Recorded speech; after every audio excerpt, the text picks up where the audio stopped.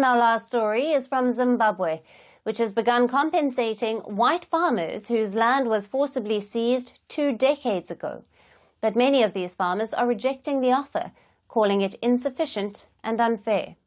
Last week, Zimbabwe announced the first payments to white farmers to compensate for the controversial land reforms of 2000.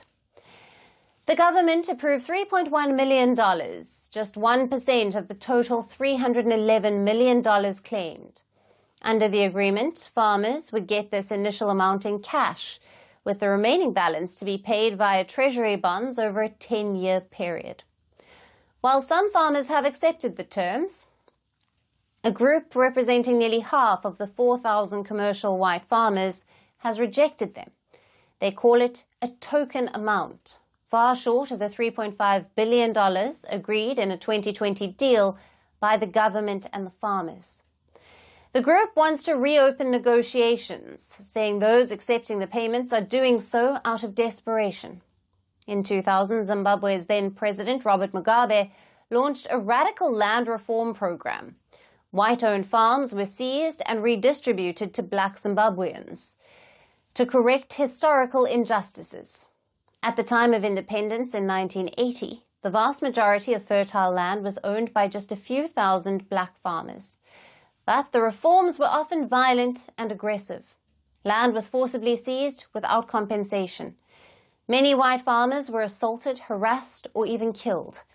In the aftermath, Zimbabwe's relations with the West also deteriorated sharply. Now, President Emmerson Mnangagwa, who came to power after the 2017 coup, has been trying to rebuild Zimbabwe's foreign ties. Earlier this year, his government began compensating foreign investors whose farms were protected under bilateral investment treaties. The latest compensation move also comes amid simmering tensions next door in South Africa.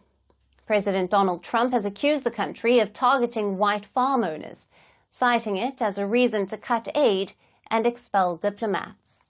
But as Zimbabwe rolls out compensation, critics say the efforts fall far short. Will Harare follow through on its promises? And can it escape international scrutiny this time? Greeting you with aloha and namaste.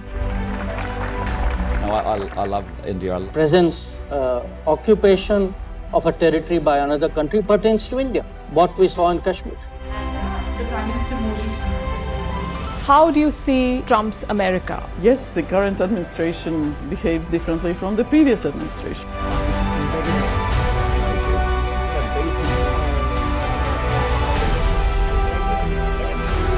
Are you saying that there are foreign powers who are trying to bring down the current government in Syria? Exactly.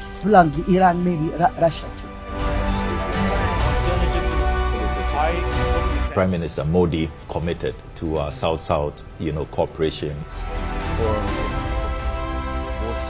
Not over 50%. Is Ukraine prepared to pay the price for that peace? No compromises at the cost of territorial integrity and sovereignty.